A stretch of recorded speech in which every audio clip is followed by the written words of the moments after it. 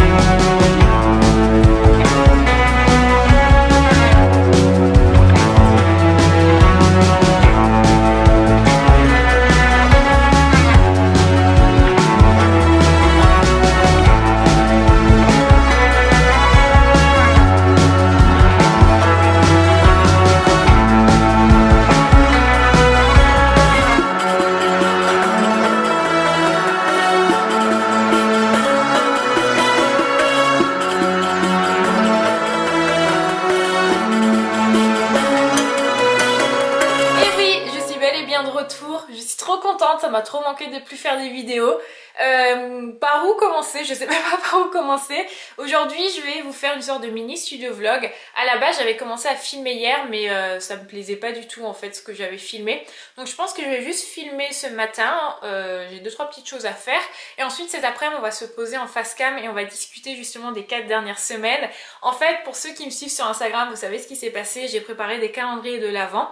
En fait cette année comme l'année dernière j'ai créé mon propre calendrier d'Avent que j'ai mis en vente sur internet.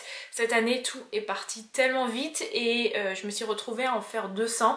Donc imagine, tu fais 200 x 24 enveloppes, j'ai réalisé quasiment 4800 enveloppes toute seule, sachant que chacune des enveloppes a été manipulée au moins 4 fois, donc j'ai manipulé entre 20 000 et 25 000 enveloppes pendant 4 semaines, donc j'ai très peu dormi. Je n'étais absolument pas disponible pour faire quoi que ce soit d'autre à part faire des enveloppes.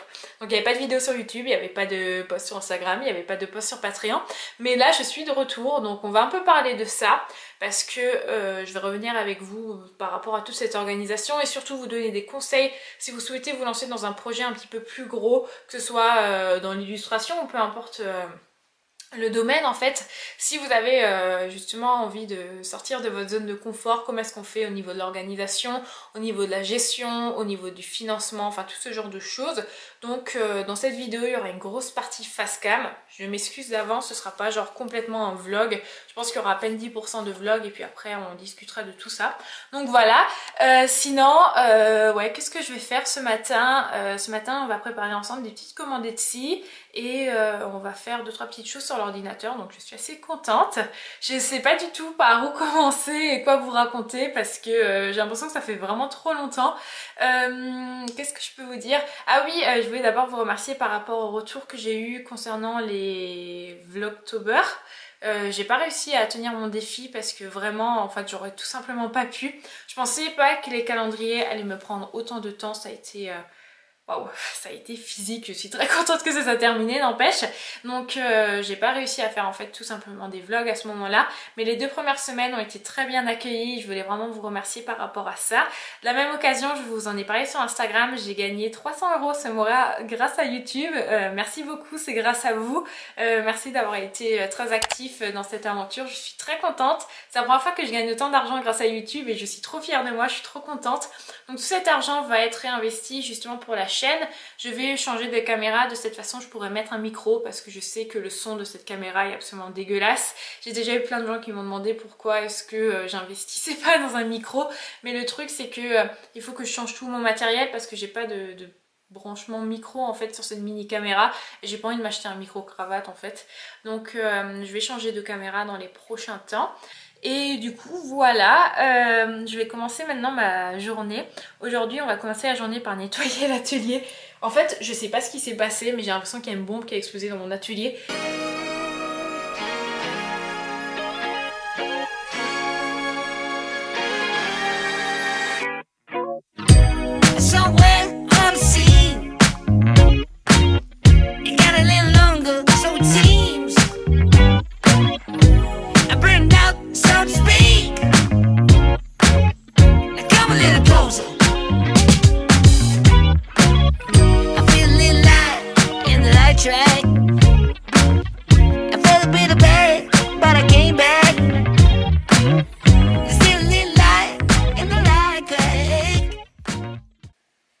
J'attends encore l'illustration d'une illustratrice pour vous tourner un petit haul Etsy et petit créateur, mais ça va faire déjà assez longtemps maintenant que j'attends, donc je pensais quand même décorer mon mur. J'ai acheté ces sortes de... En fait normalement c'est des trucs qui servent à mettre en haut et en bas d'un poster, mais moi je vais pas l'utiliser comme ça, je sais pas comment tu appelles ça, des portants en poster, enfin bref. Et du coup je pense que je vais voir un petit peu pour décorer le mur parce que là j'ai mis des éléments mais je trouve que c'est trop moche, ça va pas. Normalement ici j'aimerais mettre ma plante, le problème c'est que le chat n'arrête pas de la manger tout le temps. C'est pour ça que je l'ai déplacée là-bas, mais en fait ça change rien parce qu'au final il grimpe ici pour aller là-bas. Mais je pense que je vais quand même la remettre parce que c'est joli et du coup on va décorer le tout, on va décrocher certaines choses qui sont pas jolies. Mes dessins, je vais un peu réorganiser l'espace, du coup on va faire ça ensemble.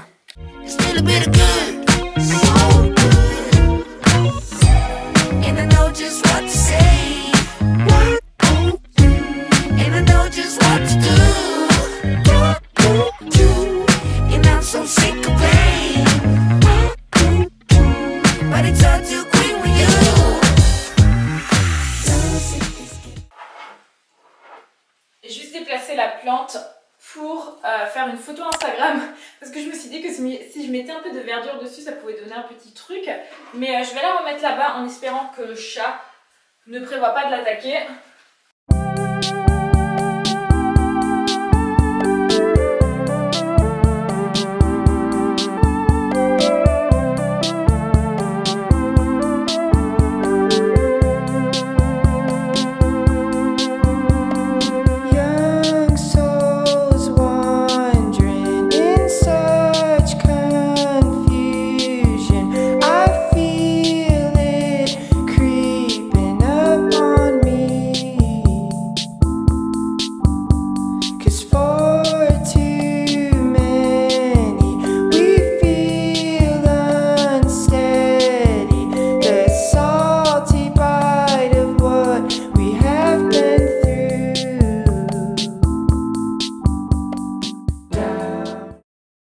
Donc ce calendrier de l'Avent, déjà pour ceux qui ont complètement zappé le truc, je vous montre à quoi il ressemble. En fait il s'agissait de 23 enveloppes, dont un paquet un petit peu plus grand que j'ai créé pour spécialement cette période de l'Avent. Et en fait dans chacune des enveloppes vous avez un objet que j'ai créé moi-même. Du coup comme vous en doutez ça va être à 90% des illustrations, étant donné que je suis illustratrice, je ne vais pas vous mettre des muffins dans les enveloppes.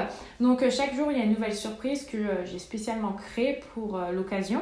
Et en fait du coup le calendrier se présente de cette façon et il est juste vendu, en fait lorsque vous l'achetez vous avez les 23 enveloppes, le dernier petit paquet, et de cette façon en fait vous pouvez complètement adapter la présentation selon ce que vous voulez. Bref, petite update dans les calendriers. Là, en fait, j'ai mis les calendriers en ligne. Je l'ai annoncé à peu près vers 15h, il me semble, cet après-midi. Là, on est 18h. Enfin, il est 18h, pardon. Et il reste 28 calendriers. Donc, je pense en toute honnêteté que tous les calendriers vont se vendre ce soir. Et j'avais prévu uniquement d'en faire 100. Mais je me tâte quand même à augmenter le stock à 200. Le problème avec ça, c'est que les 200, il faut les vendre. J'en suis pas sûre. Je pense que 150, je les vends facilement. Mais est-ce que je peux aller jusqu'à 200? C'est ça le problème. Et l'autre souci, ça va être le temps. Est-ce que je vais être capable d'avoir le temps de tout produire sachant que je rentre en Alsace la semaine prochaine et que ensuite j'ai une semaine, justement je suis en Alsace, je pourrais pas bosser dessus. Puis je rentre et j'ai une semaine pour préparer 200 calendriers, soit 4000, soit quasiment 5000 enveloppes. Je sais pas. Là je suis trop en train de... J'arrête de travailler depuis avant, je suis trop dans le doute. Voilà, faut que j'y réfléchisse. Maintenant, je vais vous parler un petit peu de la mise en place du projet. Comment est-ce que concrètement j'ai mis les choses en place, tout simplement. Alors, la première des choses que j'ai fait lorsque j'ai su que je souhaitais lancer ce projet, ça aurait été de faire une liste en fait de tout ce que je souhaitais proposer dans ce calendrier et de toutes les choses dont j'aurais besoin. Donc je savais déjà de base que j'allais à nouveau faire un calendrier sous système d'enveloppe parce que pour moi c'est la meilleure façon de procéder. Ça m'évite tout simplement d'avoir des colis à envoyer. C'est pas lourd, ça coûte pas spécialement cher, donc pour moi c'était vraiment la meilleure des options. Donc ça, tu vois, je me le notais, 23 enveloppes plus pochette. Je savais qu'il allait me falloir du coup un carton, une carte de visite. Il allait me falloir du papier pour la notice. D'ailleurs, certains d'entre vous m'ont dit qu'ils n'ont pas eu la notice dans le calendrier. Si jamais vous êtes dans ce cas, n'hésitez pas à me contacter sur Instagram ou par mail. Je vous l'enverrai. Qu'est-ce que je voulais encore mettre dedans ? Je crois que c'est beau, tout, ouais, grosso modo c'est ça. Donc voilà, je notais exactement toutes les choses que j'allais avoir besoin. Et ensuite j'ai fait un sort de calendrier avec 24 jours. Et par jour j'ai noté ce que je voulais faire. Voilà. Et à partir de ce moment-là, du coup, j'ai commencé à regarder justement des fournisseurs pour essayer d'acheter des enveloppes, d'acheter les cartons d'emballage et surtout imprimer l'ensemble des choses qui sont dans le calendrier. Et à partir de ce moment-là, ça te permet déjà d'avoir un prix de base par calendrier. Donc ça, c'est le conseil que je vous donne. Numéro 1, c'est vraiment de lister toutes les choses dont vous allez avoir besoin. Et au-delà, effectivement, des choses matérielles, vous avez également plein de coûts auxquels on ne pense pas nécessairement, comme par exemple le fait, moi, je m'en fiche, je suis à vélo, mais si certaines personnes ont des voitures et utilisent leur voiture pour se déplacer chez l'imprimeur, on ne sait trop rien, vous mettez aussi ça dans vos coûts. En fait, c'est exactement comme la vidéo ici que je vous avais fait une fois de plus, je vous la mettrai dans le petit i. Le but vraiment c'est de noter tous vos coûts. Moi j'ai dû m'acheter un nouveau massicot, j'ai dû acheter du papier, j'ai utilisé aussi mon imprimante pour faire certains trucs, donc forcément il y a l'encre de l'imprimante. Donc c'est toutes ces choses qu'il faut vraiment prendre en compte. C'est plein de choses auxquelles il faut penser. Ensuite, il fallait également compter toute cette main-d'œuvre en fait, parce que moi je savais que j'allais passer 4 semaines à préparer les calendriers, ce qui signifie que pendant 4 semaines, je ne fais absolument rien d'autre que les calendriers. Donc il n'y a pas d'autres contrats qui rentrent, il n'y a plus d'articles sur Patreon, donc forcément j'allais avoir une vague d'une follow. D'ailleurs j'étais super étonnée, il y a très peu de gens qui se sont désabonnés, donc merci beaucoup. Tout le reste de ma boutique Etsy allait être fermé. Et pareil, si je recevais des partenariats ou des choses comme ça, j'allais les refuser parce que j'avais pas le temps de travailler dessus. Je suis en plein dans le boulot et je viens d'avoir du travail. Là, j'ai une proposition de boulot en mail qui est trop chouette, vraiment trop bien. Je pense que lorsque ce vlog sera en ligne, c'est publié entre le 25... Ouais, peut-être que vous l'aurez déjà vu du coup sur mon profil, en tout cas... Donc ça, c'est vraiment les choses à prendre en compte, se dire pendant 4 semaines, tu feras rien d'autre. Ce qui signifie que ton salaire, il doit découler de la vente des calendriers. Donc tu es obligé derrière d'avoir un prix de vente qui permette toi de te verser un salaire. Et au-delà de te verser un salaire, il faut aussi que tu arrives à savoir à peu près combien de temps tu vas travailler dessus. Parce que moi, en fait, en réalité, voilà, j'ai travaillé 4 semaines dessus, mais il ne s'agit pas réellement de 4 semaines. J'ai fait des journées où je commençais à 9h, je finissais à 1h du matin. Donc ce sont des journées extrêmement longues et si je compte le nombre d'heures de boulot passées sur le calendrier, ça correspondrait à peut-être quelque chose entre 6 à 8 semaines de travail. Donc ça, ce sont des choses à prendre en compte en fait, dans le prix du calendrier. Et puis après, évidemment, tu as toutes les charges à enlever, que ce soit déjà tes charges liées à l'auto-entrepreneuriat. Donc maintenant qu'on a à peu près les chiffres, on va arriver à ce moment-là où il va falloir effectivement commander chez les fournisseurs. Et pour moi, ça a été ça ma première problématique. En fait, je savais que je voulais relancer un calendrier de l'Avent, mais j'avais pas les fonds de base. Enfin, imaginez commander 5000 illustrations, 5000 enveloppes, 200 boîtes et toutes les choses qui vont à côté. Moi, cet argent, je l'avais clairement pas. Donc c'est vrai qu'au début, j'étais un petit peu perdue parce que je me disais... Qu'est-ce que je fais? Est-ce que je lance une précommande au risque qu'il n'y ait pas tout le monde qui commande? Et c'est vrai que moi, ça me faisait peur. Au final, vous m'avez prouvé le contraire, vous en avez acheté 200, donc c'est que ça a fonctionné. Un conseil que je peux vous donner si vous souhaitez vous lancer dans ce type de projet et que vous n'avez pas les fonds nécessaires, ou même si vous les avez, mais que vous n'êtes pas complètement sûr que ça va se vendre ou pas, c'est de passer plutôt par des plateformes comme Kickstarter, si je dis pas de bêtises, ou Tipeee ou KissKissBankBank. Ouais, j'ai un petit doute, mais en tout cas, vous savez, c'est ces plateformes qui aident à un lancement de projet. Donc les gens en fait peuvent justement vous donner de l'argent par rapport à ça, et si effectivement vous n'arrivez pas à récolter tous les fonds, l'argent est reversé à nouveau aux personnes qui ont donné les dons.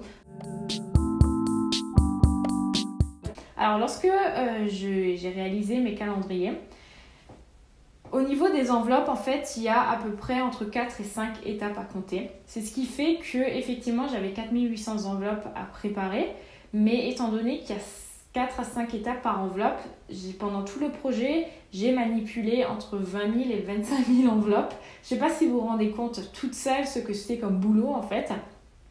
Donc la première étape va consister tout simplement à compter les enveloppes et à faire 23 tas de 100. Donc là j'ai eu ma petite sœur qui était en vacances à Toulouse qui m'a aidée. En vrai c'était trop bien, on a fait ça pendant 3 jours, on a compté les enveloppes, on a collé ensemble les étiquettes et c'était vraiment trop bien. On s'est regardé toutes les vidéos de Victoria Charlton, on était grave en mode théorie du complot, on avait peur à n'importe quel bruit mais c'était trop génial. Ça franchement c'est un super bon souvenir. Donc ouais effectivement on a compté toutes les enveloppes. Donc ça c'est la première des étapes. Ensuite la deuxième consiste à soit mettre de la peinture. Ça c'est optionnel, je ne mets pas de la peinture sur toutes les enveloppes. Je mets de la peinture sur environ une enveloppe sur 3 voire sur 4. Et ensuite coller les numéros. Donc ça c'est une étape qui prend énormément de temps. Beaucoup d'entre vous m'ont demandé pourquoi est-ce que je n'ai pas fait sous système de tampon ou en sérigraphie. Tout simplement parce que le fait de les coller, aussi dingue que cela puisse paraître, c'était pour moi la manière la plus rapide, tout simplement. Ensuite, il faut remplir les enveloppes, forcément. Toujours encore dans la préparation des calendriers, les numéros 24 sont là. Il y a des vies en fond. Et voici toutes les boîtes.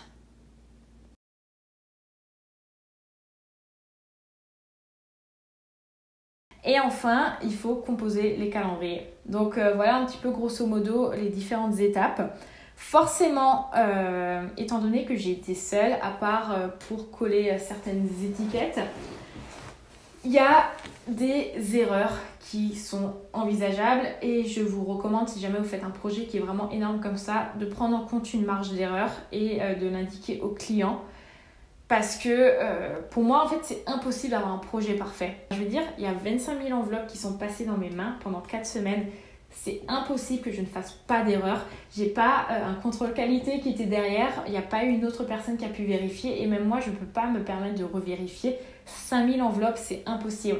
Donc, ce que j'ai fait, c'est que je vous ai prévenu clairement qu'il peut y avoir des erreurs. Donc, des erreurs qui ne sont pas graves comme...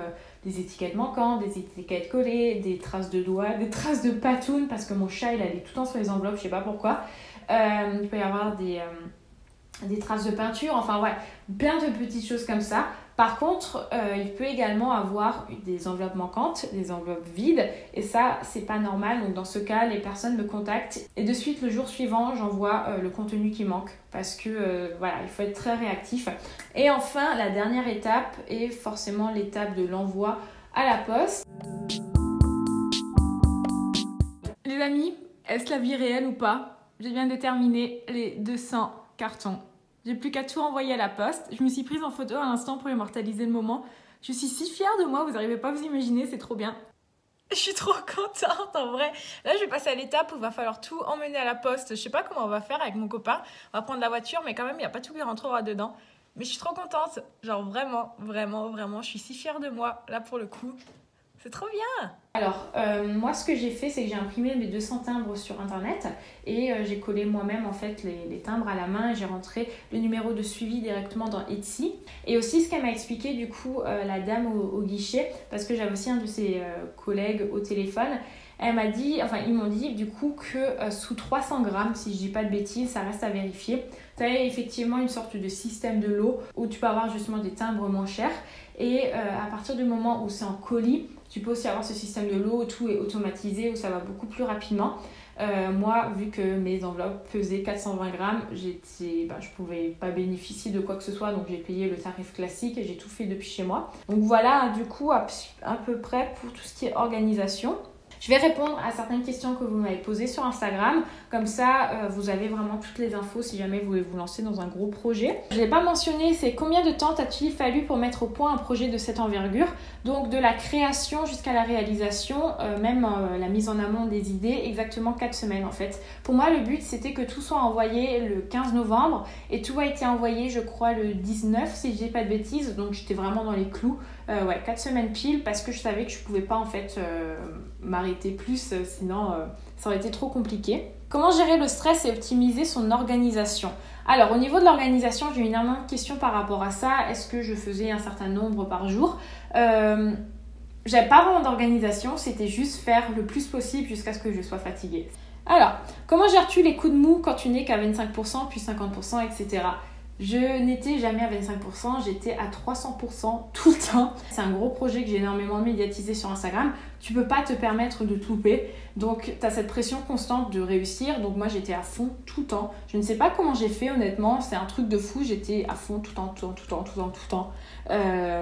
J'ai pas arrêté. J'ai vraiment à fond quoi. On m'a aussi demandé si j'avais externalisé le traitement des adresses, le montage des boîtes, etc. Alors non, j'ai vraiment tout fait moi-même parce que honnêtement c'était gérable. Et même tu vois par exemple le montage des boîtes, enfin tu sais, j'allais pas payer quelqu'un par exemple pour monter des boîtes alors que monter toutes les boîtes c'est fait genre en quelques heures toute seule. Enfin honnêtement pour le moment tout se gérait vraiment bien toute seule. L'année prochaine effectivement si je fais le double, là j'aurais besoin d'autres personnes mais pour le moment c'était pas le cas. Qu'est-ce que j'ai eu comme question aussi? Pareil, j'ai eu où achètes-tu les boîtes, ce genre de trucs. Dans le petit i, je vous mets la vidéo dans laquelle je vous explique où j'achète tout mon matériel. Est-ce que tu conseilles à des créateurs d'essayer de faire un calendrier de l'Avent comme toi? Pas nécessairement un calendrier de l'Avent, mais je conseille franchement à des créateurs de se lancer dans un projet qui te permet de te dépasser. Alors effectivement, pas un truc où tu vas bosser de 8h à 1h du matin pendant 4 semaines, mais peut-être un projet, je sais pas, qui te permet de sortir un petit peu de ta zone de confort, qui va te mettre dans le stress aussi. Là, pour le coup, j'étais vraiment dans le stress, j'ai vraiment bossé sous pression et... même si effectivement ça a énormément de points négatifs parce que tu es hypersensible sur plein de trucs et puis tu es juste fatigué moralement et physiquement, il n'empêche que c'est ultra stimulant. Moi franchement j'ai adoré ces 4 semaines et ça m'a énormément appris. Donc ouais, je vous conseille de vous lancer dans un projet comme ça qui vous fait un petit peu sortir de votre zone de confort ou quelque chose qui justement vous permet de bosser sous pression et de vous surpasser. C'était quoi le plus dur dans l'expérience? Pour moi, honnêtement, le plus dur, ça a été le fait tout justement que c'est pas un travail de création, mais que c'est un travail d'usine.